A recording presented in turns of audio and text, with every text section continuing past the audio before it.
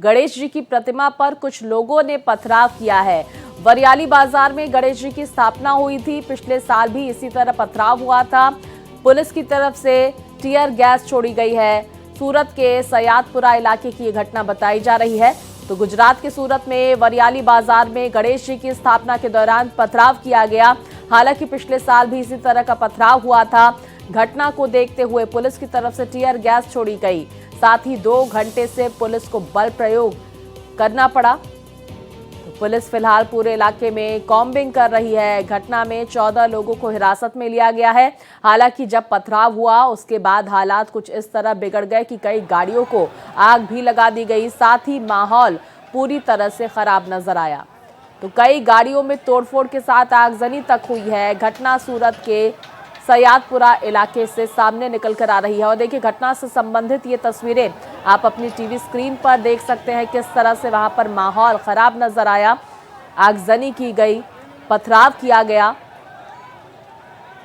कई लोगों को पुलिस ने इस मामले में हिरासत में लिया है। तो देखिए किस तरह से पत्थरबाजी वहां पर की गई है। गणेश जी की प्रतिमा की स्थापना के वक्त पत्थरबाजी की गई। आगजनी की घटनाएं भी सामने निकल कर आई, जिसकी तस्वीरें आप अपनी टीवी स्क्रीन पर देख सकते हैं। तो सूरत के सयादपुरा इलाके की ये घटना बताई जा रही है, जहां पर पत्थरबाजी देखने को मिली। गणेश जी की प्रतिमा पर कुछ लोगों ने पथराव किया। प्रशासन वहां पर कॉम्बिंग कर रही है। साथ ही कई लोगों को हिरासत में लिया गया है। देखिए किस तरह से प्रदर्शन किया गया। ये तस्वीरें सामने निकल कर आ रही है गुजरात के सूरत से। आज रात को एक घटना बनी थी जिसमें गणेश पंडाल के ऊपर कुछ छोटी उम्र के लड़कों ने पत्थर मारा था।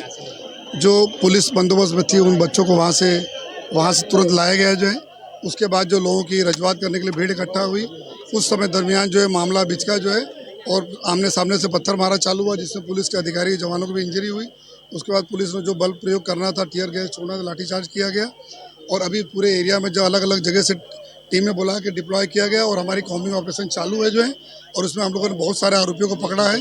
हमारे पास सीसीटीवी का फुटेज है और हमारे पास जो वीडियो कैमराज बहुत सारे अधिकारियों और मीडिया के मित्रों के भी तरफ से भी हमें जो वीडियोस मिल रहे हैं, उनके हिसाब से हमारी जो सही आरोपी है उनको हम लोग पकड़ के और उनको बराबर कड़क से कड़क सजा हो, इस तरह से पूरी पुलिस सूरत शहर पुलिस कामगिरी कर रही है।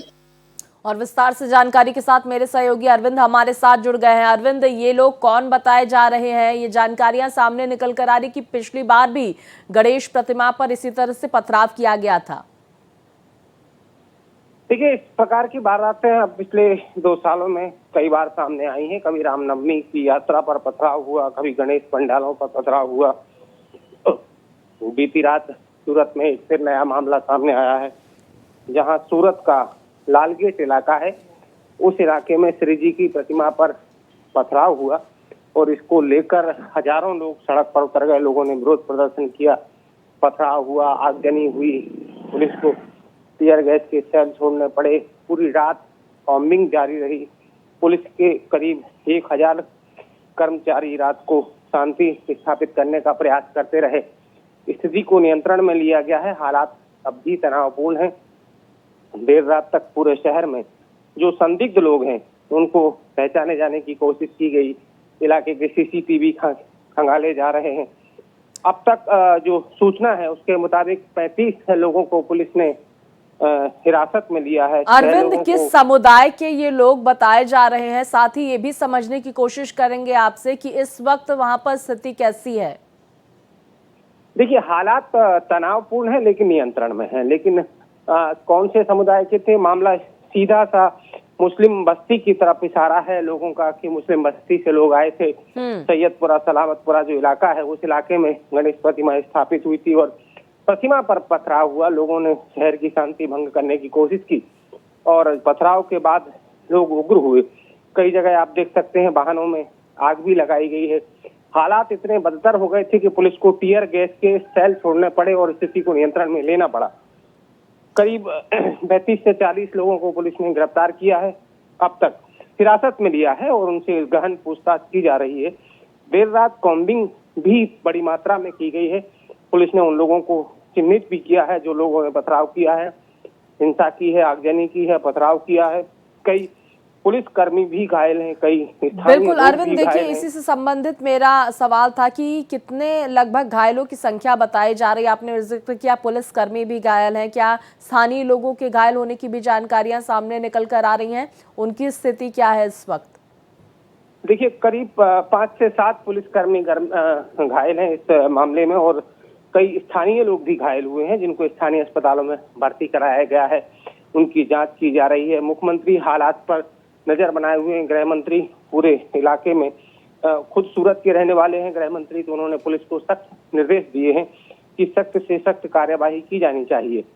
फिलहाल सबसे बड़ा सवाल ये है कि शांतिपूर्ण शहर जो सूरत है, जो एक राजधानी है आर्थिक गुजरात की, उस शहर में इस प्रकार की वारदात से पूरे शहर में एक तरीके से दहशत का माहौल है। पुलिस पिछले लंबे समय से प्रयास कर रही थी जगह जगह। इसके पहले भी पुलिस के द्वारा कॉम्बिंग ऑपरेशन इस इलाके में किए गए थे और बड़ी मात्रा में हथियार बरामद हुए थे। इसके बाद पुलिस को भी ऐसा लग रहा था कि शायद अब कुछ सब शांतिपूर्ण होगा।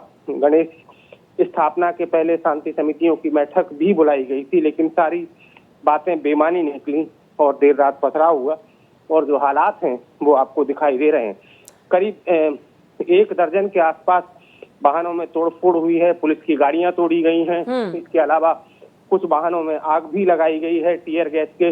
पुलिस को सेल छोड़ने पड़े तब जाके हालात नियंत्रण में आए।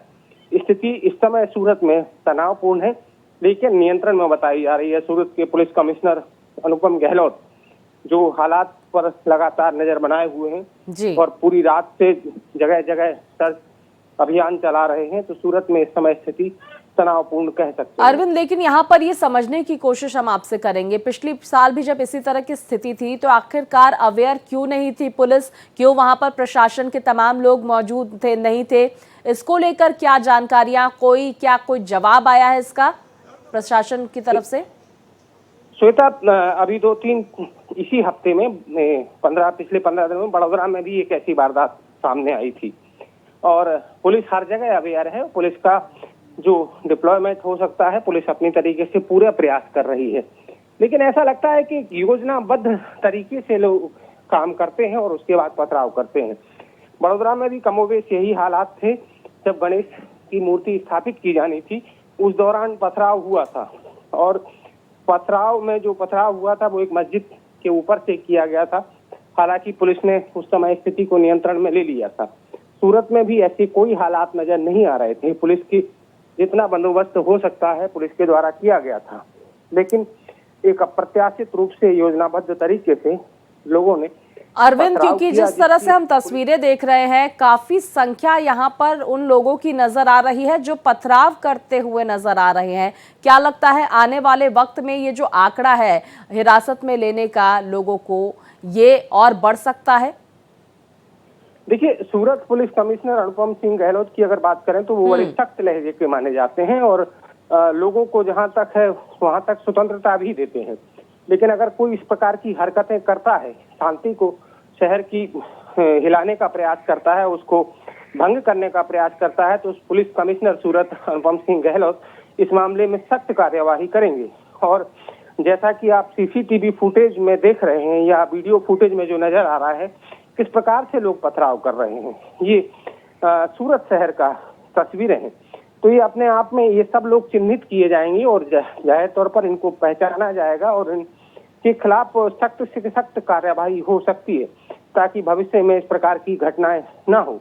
पिछले 2-3 सालों का अगर हम इतिहास देखें तो गुजरात में ऐसे कई शहरों में वारदातें सामने आई हैं, जैसे कि साबरकांठा के हिम्मतनगर में रामनवमी की यात्रा पर पथराव हुआ, फिर खेड़ा में बिल्कुल देखिए, और तमाम लोगों की गिरफ्तारी भी जारी है। हिरासत में यहाँ पर इन लोगों को लिया जा रहा है।